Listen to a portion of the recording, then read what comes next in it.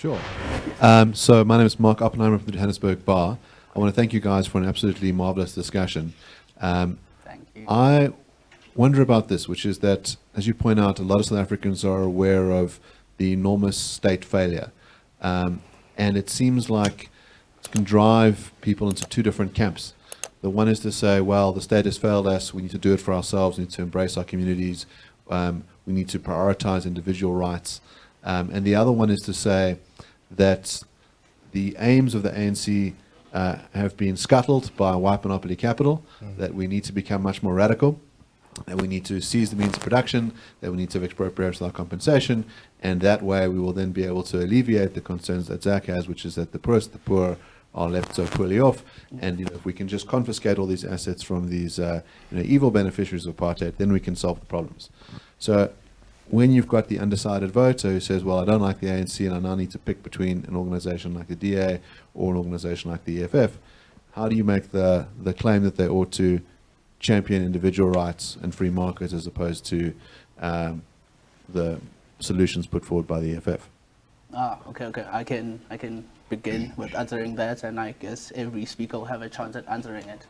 But for me personally, I'm not a huge fan of empirical arguments, but I think at the very least, when it comes to a policy decision, empiricism kind of helps showing people the results. In South Africa, we are quite fortunate enough that the best run province happens to be run by the opposition party nationally. So that becomes a pretty easy, go-to if you say that, like, at the very least, if you want things to change, the ideas themselves have to change, right? Because I also deal in ideas. So I think in whittling it down, the differences in both, for instance, a party like the DA or the party like the EFF, one believes in the state controlling things, just as we currently have. The other believes in individuals and in their own voluntary associations doing things for themselves. What we currently do have, but not to a large enough degree due to the inhibitions like put by the state. So really, you cannot say that you want to solve a problem, as we can all agree that we have problems currently in South Africa. We cannot say that we want to solve a problem by doing more of what we currently have.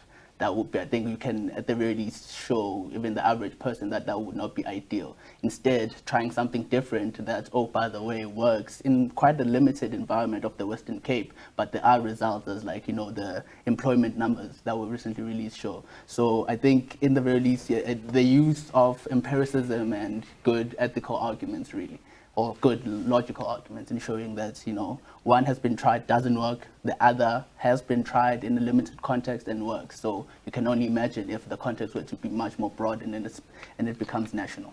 But that's my take on it. Can I go next, please? Yeah. I think you also need to look at universities particularly. I think these ideas, these very dangerous ideas, are festered within South African universities. And they emanate, of course, from the West, but they have also gained traction in the country.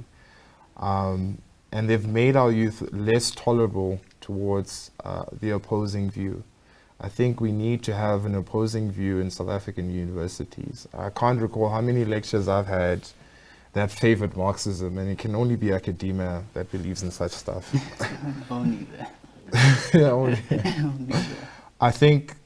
I think there really needs to be a sincere challenging of South African universities intellectually, be it on squares, on university squares, so that we can have an opposing view and these students can hear the other side as well. Because when I was also seeing this, I also restricted myself. For example, I believe in free speech, but I restricted myself because in my university, a large proponents were EFF supporters. And I disagreed, or were ANC supporters, and I disagreed with BEE. How can you not, as they would say, how can you not favor a black person getting a job or getting businesses? And I say, but that's not happening. This policy is just helping a few people and not helping everyone else. You can't really, it was difficult, I found it difficult for me to show this to students, and I think it starts from the lecturer. The lecturer needs to have really good lessons, need to also expose these ideas to the youth, which I think they're not, unfortunately. Yeah, and if I may I think throw a bit of a spanner in the works there. So I think I'm in a bit of disagreement with the last point that you made about empowering lecturers to then be the purveyors of the information to students. Interject. Let us not forget Mark's actual question about how we Yes, would. yes. I'm just quickly just responding to the last point that he made, because I think it ties in quite well with the solution that I think I have to the problem, which, I mean, I'll get into in a bit of detail a little bit. But I don't think that it'll serve South Africans well to again cede their decision-making abilities to an authority. And empowering lecturers is exactly that. It's giving the lecturer the ability to then control what, you know, a whole swath of the population believe. And I don't quite think that that's a solution.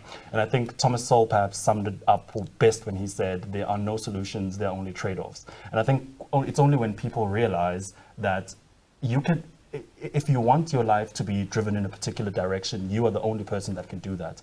And your reliance on an authority is only going to leave you at the cusp or at the bottom with the authority's heel over your head or your neck.